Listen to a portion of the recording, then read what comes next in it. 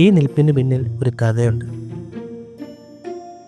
കുറച്ച് വർഷങ്ങൾക്ക് മുമ്പ് സിനിമാ മോഹവുമായി എറണാകുളത്ത് നിൽക്കുന്ന സമയം.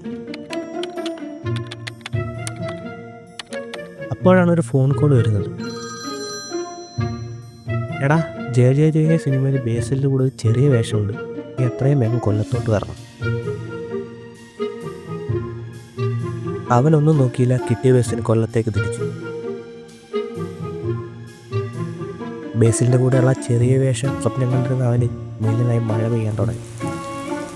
അങ്ങനെ റോഡ് ആകെ ബ്ലോക്കായി ബസ് ലേറ്റായി. സെറ്റിൽ നിന്ന് തുരിതര ഫോൺ കോളുകളും. അങ്ങനെ പറഞ്ഞതിൽ 10-20 മിനിറ്റ് താമസിച്ച് അവൻ സെറ്റിലെത്തി. പക്ഷേ അപ്പോഴേക്ക് ആ ചാൻസ് പോയിരുന്നു. അവൻ പ്രതീക്ഷ കൈവിടാതെ കുറച്ചു നേരം കൂടി സെറ്റിൽ നിൽക്കാൻ തീരുമാനിച്ചു. അപ്പോഴാണ് ഒരാളൊന്ന് പറയുന്നത്, നീ ഇവിടെ നിന്നിട്ട് കാര്യമില്ല, ആ റോൾ പോയെന്ന്.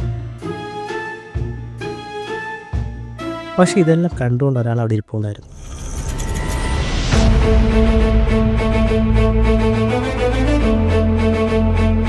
തൻ്റെ അടുത്ത ചിത്രമായ ഫാലിമയിൽ റോബിൻ എന്ന കഥാപാത്രത്തിലേക്ക് ആളെ തിരിയുമ്പോൾ ബേസിന് സജസ്റ്റ് ചെയ്തത് അവനെയായിരുന്നു.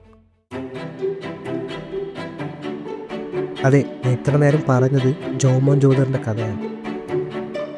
ഫാലിമയിലെ ജോമോൻ്റെ വേഷം നല്ലപോലെ ശ്രദ്ധിക്കപ്പെട്ടു.